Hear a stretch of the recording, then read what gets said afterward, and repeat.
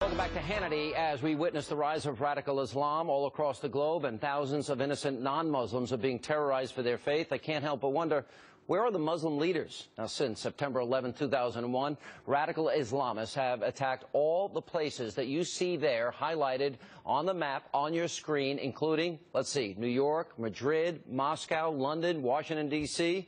So the question is, will prominent Muslims denounce and take on groups like ISIS, Hamas, and condemn and also fight against their unthinkable acts of terrorism? Here with reaction from the American Islamic Forum for Democracy, Dr. Zuhdi Jasser, and from the Nuala Islamic Center, Imam Mohammed Sadiq is with us. Mr. Sadiq, let me start with you. We see all these acts of terrorism, all these terrorist groups. It's all done in the name of Islam, the desire to wipe Israel off the map. We see this group ISIS, convert or die. Why do I sense there's not enough outspoken Muslims saying, you know, we condemn this. This is not our religion. Stop doing acts of terror in the name of our religion. I don't hear those voices that loudly. With God's name, the merciful benefactor, the merciful redeemer. First of all, Sean, believe me, we have yelled as loud as we can through a megaphone. Now, you own the television and you own the networks. Give us the time and we will yell even louder. We are thoroughly in sin. Anybody who wants justice and fairness and humane treatment for all humanity.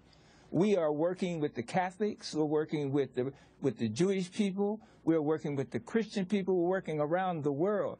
And all we ask is those of you who have the facilities and have the television stations, the radio station, give us a forum, and you'll hear our voice so loud that it'll stop it immediately. Mr. Siddiqui, yes. I appreciate. So you agree with me? Hamas, Hezbollah, ISIS, the Muslim Brotherhood, Al Qaeda, ISIL, the Islamic Jihad. You agree with me? They're all terror groups, right? I don't know these groups. I know, you don't know anything about those groups? I know Rabbi Sigmund. I know Kiara Lupik. I know Imam Wadathuddin Muhammad. You don't think Al Qaeda is a terror group? I know the work of the late John Paul. Wait, slow down. Is Al Qaeda a terror group? I don't know Al Qaeda. I know that attacked us on 9/11. You don't know? You don't think Hamas's charter says to obliterate Israel? Is that a terror group? I don't know them. Let me finish the sentence. If what you report is accurate, then it would be true. You don't know. So you don't know what's being done in the name of your religion. So you really don't know these people. You don't know what's being done in the name of Allah, in the name of jihad, in the name of holy war, in the name of against the infidels. How about the group ISIS in Iraq that is saying to Christians, either convert to Islam or die? Is that a terror group to you?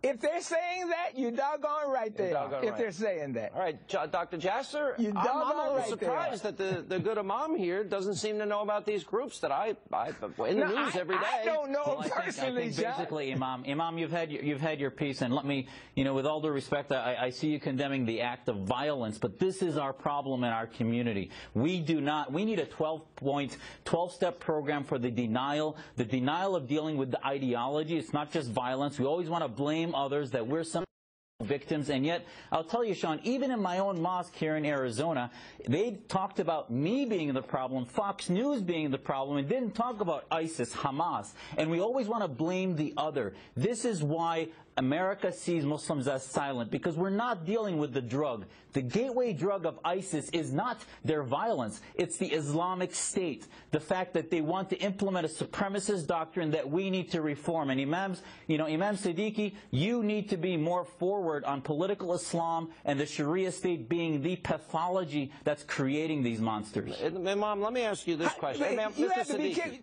let me ask you this question.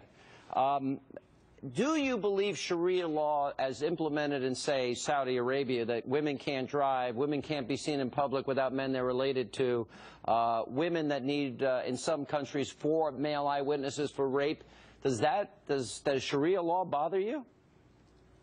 First of all, Sharia law has to fit the time in which it's made.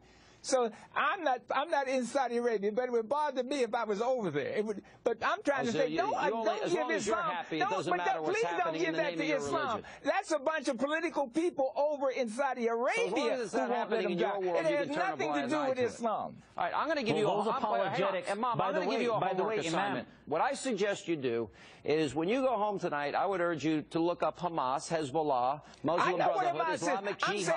I condemn what you report, ISIS, I don't personally know them. So I can't condemn what I don't know. I want you to get an education, because obviously you need one. If you don't know what's happening in the name of your religion. I'm not going to condemn what I don't know, but I can condemn what you report.